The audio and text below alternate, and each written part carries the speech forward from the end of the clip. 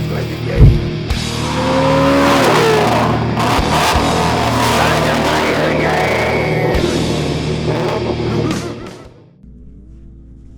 Yo, what's up guys? It's approximately 6:30 in the morning. I am 4.5 hours away from home in beautiful Starkey, Florida.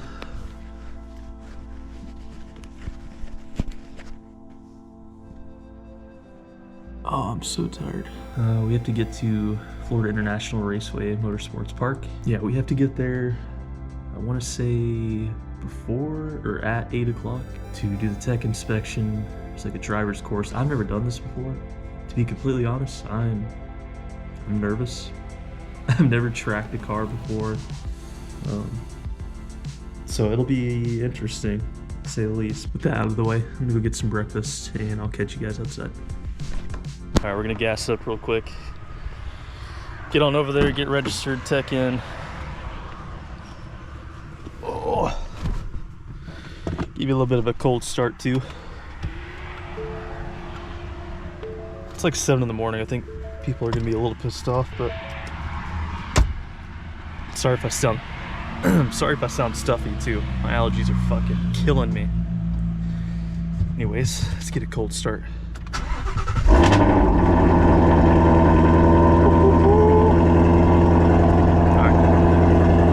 Next time you see me, maybe it'll be a clip of the track, I'm not sure. Or maybe I'll just walk around the paddock area and show off everything. But yeah, catch y'all. Alright, we just got here, teched in the car. Met a fella named Caden.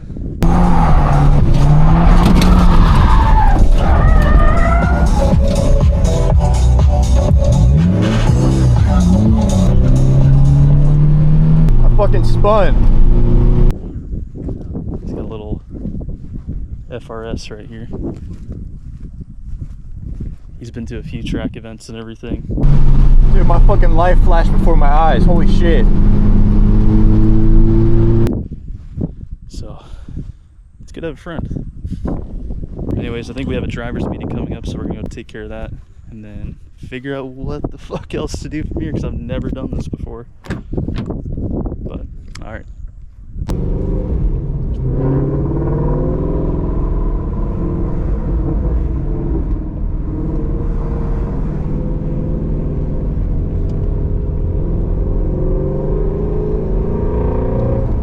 Go out, that's the go out signal. Nice and slow. Don't spin right here your first time out. It does make for a great memory for the track control, but not for you. Alright, so this is turn 1 leading into turn 2. This is a smooth flowing arc. Like I said, I'm going to vomit a lot of words at you. You forget 95% of it, you're fine. So this is a braking zone. Brake, brake, brake, brake, brake, brake, brake. Tight right, tight right. And when you're carrying more speed, that's a real heavy brake zone. So we come out to the right side of the track here. We're heading over towards that cone on the left. This is going to be a sweeping right turn. This is turn 4. Turn 4, you put the right of the car all the way on those red and whites, and then as soon as you get there, you let the car out to the left, and then straighten back out. We're always going to stay on this left side of the track. These 3, 2, 1 cones, these are the brake cones. So we start brake, brake, brake. This is a 90-degree right. So right there, let the car out to the left, up to that next cone, and then we're going to make a 90-degree right turn here. And then let the car out to the left, back into throttle. So go to the right? So out to the left. As technically, you're not allowed to pass, but we do it in our advance group all the time. You won't get in trouble for it. So these are the S's. You don't need to hit that curb. If you're comfortable, you can drive right over that one, but you don't need to hit any of these other curbs. And here we do braking hard here, because we're going to do a 180-degree turn. You want the right front of this car as close to that orange cone as you can when you make that turn, and then you let it out. Now we're going to stay to as the car washes back to the right of the track, we're going to stay on the right side. These cones coming up are brake cones, 3, 2, 1. So by the 3 cone, we're going to start into the brakes. And we're going to start going around left. You want to stay half a car width off of that orange cone. Let the thing arc up. There's 1 pink line. There's 2nd pink line. You can go all the way up to there. Now we want to go tight left towards that cone and then let the car out to the right. Don't worry, we'll keep repeating this and just focus on the line. And once you start getting the line, it'll be much smoother, much faster. We're going to stay to the right until you get to that tall single cone you see on your right hand side. That's the tall single cone. Bring the car to the left. Those are 3 right, close to that red and white curbing, and let the car out, and just make a nice smooth arc. Round to the right, we're gonna get close to that red and white curbing, let the car out, smooth. This is the uphill where we brake, brake, brake, brake, sharp 90 degree. We're gonna have to do more brake because this is where a lot of people spin. It's tight. It's just driving the track and learning. Let it out to the right. Give the guy behind you a point by. I say in lift, let him by, and then we get back into line. So this is a sweeping turn. We always want to be close to these red and whites. That's when he talks about apex, that's the peak of the corner where you want the right front or the left front of the car to be when you're making that turn. All right, they have checkered flag out already. They burned a lot of your session in classroom, unfortunately. So that just means we're going to we'll pull back in. We'll just drive a nice smooth line the rest of the track. So this is just a cone marker. It's a 90 degree right turn, close to that. As soon as you get to that apex, let the car drift out to the opposite side. The less you fight the car, the faster it goes. So once you get there, we're going to come up on the S's. So we want to start on the right side. Try to turn this into as much of a straight line as you can. The more you weave, the more it unbalances the car. And then here, this is the 180 degree turn. So sometimes we have to swing out as wide as that white concrete strip and bring it back because you want the right front of the car close to that, and then push and let it out to the left. And then when the car settles, now we're going to bring the car back over to the right because we're going to be making a left turn into the bank. And again, we have 3, 2, 1. So it's a brake, brake, brake. Stay about half a car width off of that and let the car drift up close to the wall. There's your first apex marker, is that line. Second one, once you get here, start bringing it back to the left. That's the orange cone. As soon as you hit that apex, let the car out. And we stay on the right side all the way down until we get to that single cone past the start finish line. You might not have even noticed that there's a black and white checkered line painted across the track. Stay to the right. Paid for the whole track. So there's the line over to the left. Okay, close fist out the window because we have to pull in for checkered flag. And as we pull in here, once you hit that checkered flag, speed of around 5 to 10 miles an hour. The speed at which you want to get hit while walking. So that was a short session, but we will just rinse and repeat this until you get comfortable. What's up, guys? We just finished up the second half of the session. Tried to record a bit of it on my helmet, but I'm kind of overwhelmed learning a lot right now, so I forgot to press record. I'm listening to somebody's talking to my ear. There's other cars on the track and everything.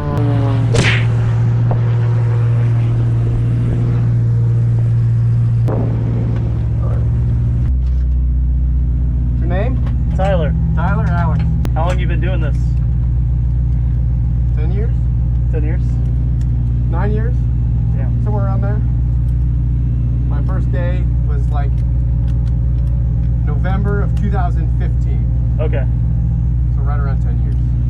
I go to Sebring a lot. Yeah, this is my first time doing any of this, bro, and I don't know. I don't even know how to explain it. Are you hooked? I'm hooked. Yeah, that last run that we just did, dude. By no means did I learn absolutely everything because, dude, it's been an absolute fire hose of information. Dude, like, I'm still learning.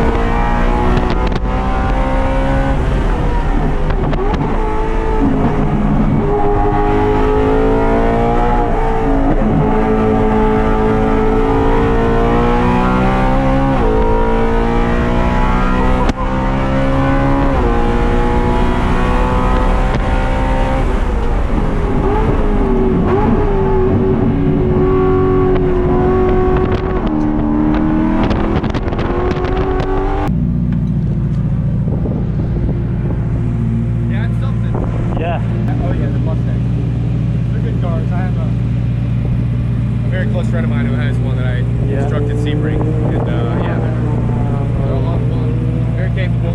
Very capable. Just got to be the right driver, have the experience. You'll get there for sure. Yeah.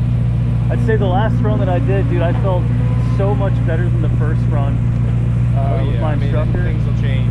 What's up, guys? Here in my garage, in front of the car. Lighting is shit. Space is shit. I'm shit. Anyways, yeah, I'm just coming at you guys here in the garage to kind of go over the entire track experience, where I'm at with the car, the main goal of the track day, where do I feel like I need to be as a driver, what do I feel that the car needs, what do I currently have done to the car, what's my plan going forward. So just to summarize, what are my overall impressions of the track day? I had the best time of my life. I regret not doing this much earlier in my life. The track was an absolute blast. You know, the firm, the team there, they do such a good job at providing instructors that are competent, giving you classroom instruction that really helps you, even though you'll forget like 90% of it. But they do such a good job at making you feel comfortable so you can enjoy, you know, motorsports as a whole. I will say I did have a lot of, you know, anxiety was definitely there. I mean, obviously I got around it. I got more comfortable as the entire day went on. But overall, I had a good time. And I'm dying to get back and to do it again.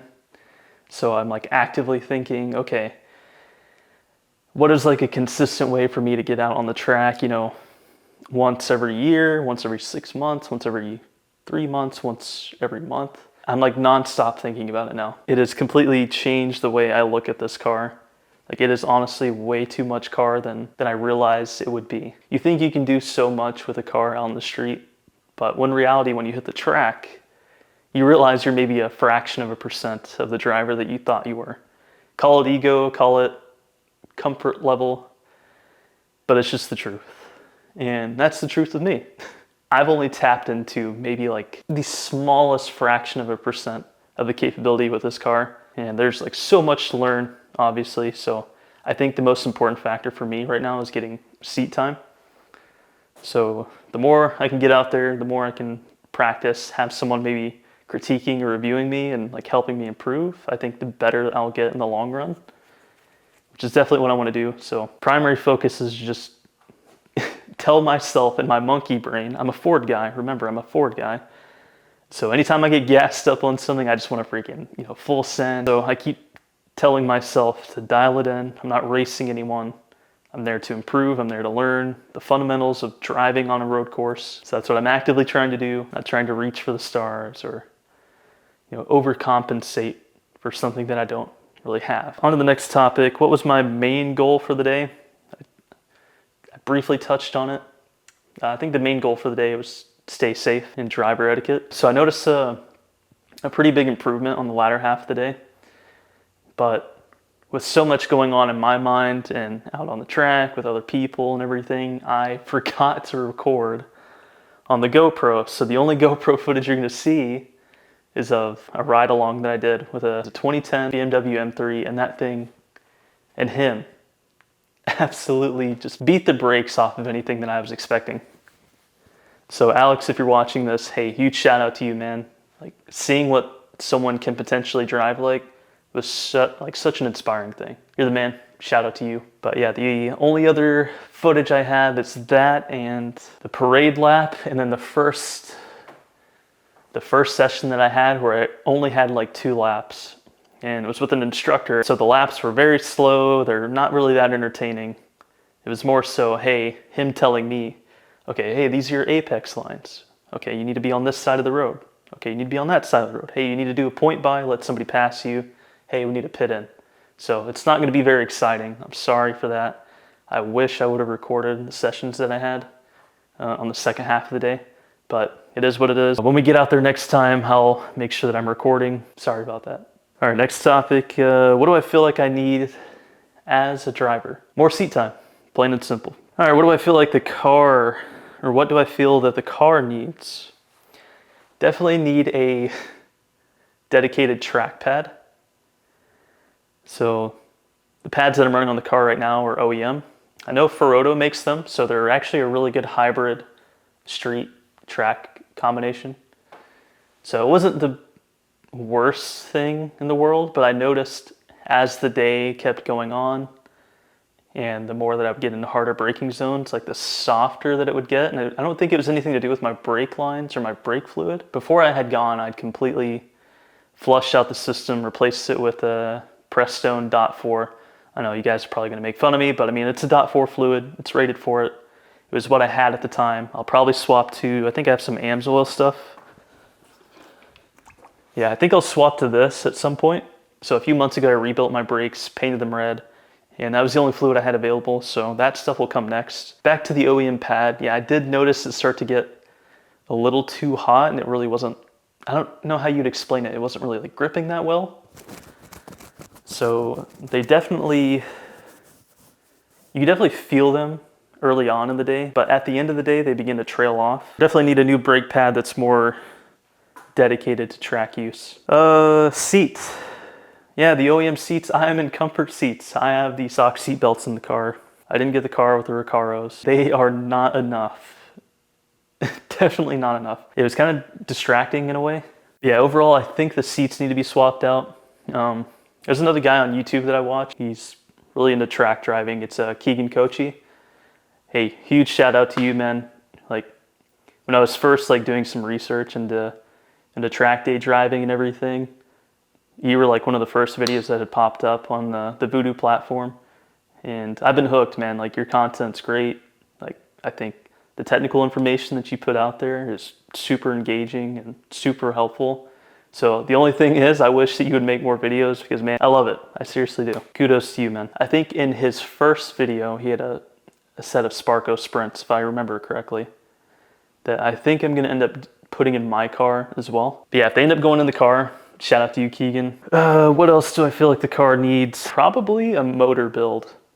So I recently hit 32,000 miles on the car. It's performing flawlessly. I've had no issues with anything as far as I'm aware. No strange noises or ticking. If I'm wanting to seriously do this where I turn this into a track dedicated vehicle, I'm gonna drop the motor and get it sent off to be built. Right now I'm only looking at Fast Forward Racing Engines as a builder. I just sent an email out to them not too long ago seeing what the cost breakdown would be and what they would recommend as far as building a reliable and strong Voodoo motor, whether or not I should go back to like the cross plane or if I'm able to keep the flat plane. I think ideally I would like to keep the flat plane crank. If I'm gonna go for more strength and resiliency, I might go to the cross plane. I know all the Shelby enthusiasts, 350 enthusiasts are gonna hate me for doing it, but no, it's my car. I don't give a fuck. Like, it's the platform that I have. I'm willing to do it to this thing. I'm gonna do whatever I wanna do. Sorry. But nothing's guaranteed with that. Keep you guys informed on what I end up doing. Next topic. So what do I currently have done to the GT350? So obviously, if you saw my last video, I did wheels and tires. Shout out to you, Modern Muscle Wheels. Killer, love it. Get a lot of compliments on the wheels. So they are a squared setup right now. So they're a 19 by 11 with a 50 mil offset. I'm running a 25 mil spacer in the front. And I think it actually performed really well that way. I think I'd rather have that than the OEM staggered setup that it once was. It tends to be a little bit more understeer heavy, whereas now I have a little bit more oversteer, which is maybe not good in terms of building up as a driver, because you tend to want to have more predictability with understeer than oversteer. And again, I squared up the entire car, but I want to save some money on tires by being able to rotate them, so that's another factor. What else do we have? The lowering springs, I'm on Ford Performance lowering springs, and they drop the car about 3/4 of an inch to an inch, which is perfectly fine, I think. Didn't have any issues with body roll or anything, especially as you change the settings on the car where you can go from like normal to sport to track. The struts in the car progressively get more stiff. So again, didn't have too many issues with like body roll or anything that I could feel. Camber plates, whenever I first bought the car, they came in a separate box. They weren't installed into the strut. So whenever I did the springs, I put the camber plates in there and I'm running negative 1.25 degrees. So maybe it's not enough. I don't think it's enough. I can go more aggressive, but I can't quite tell if I need to. We did the GT350R style wing from Anderson Composites. I was supposed to release that video already. I just haven't got around to making it. That will likely come after this video. I'll show the entire install, how I did it. But I need to pair it up with the 350R front splitter. And from there, I might do like some sort of like archetype racing splitter extension, just so I can get a little bit more aero in the front. And what else? I've done the Barton short throw shifter. I did it a long time ago when I first picked up the car. But essentially, maybe I'll throw up a video or a photo of what it looks like. It's got a shorter throw to it, and it still retains the reverse lockout collar. And it's a little bit notchier. It feels a bit more tight. I prefer it that way. Let's move on. Yeah, other than that, it's still stock. What's my plan going forward? Just more seat time. A lot of the tracks that are near me are about 4 or 5 hours away. I prefer to drive the night before, stay at a hotel. You know, obviously a track day can be expensive depending on what it is. I'm not assigned or signed up with any big event coordinator like, you know, the NASA guys or anything. So it can be a little expensive. I'm trying to manage my finances correctly, responsibly. Just a matter of trying to figure out how I can get out there more often to get that seat time.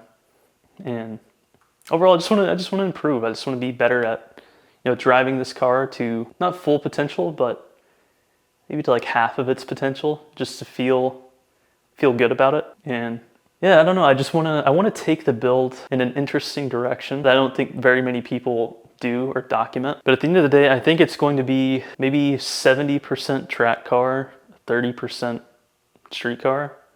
I'm at the point now where I'm willing to accept that, you know, I won't take this thing out on the weekend, or I won't take it out to work, you know, on a Thursday or a Friday. I'm willing to let it stay here, configure it correctly, configure it properly. Oh, another thing, if I'm truly going to do this, I need a truck and a trailer. I'm probably gonna swap out my daily driver for like an F-150, which I think would be more than enough. So we'll swap out the daily driver for an F-150 just to be able to, you know, have something to go to and from work with. And at some point we'll pick up a trailer just to be able to trailer the car places. And I think that will be the true key to allowing us to push this car and for myself to develop. But with all that being said, I had a good time. I met some really cool people. My instructor was really good. The firm, you guys knocked it out.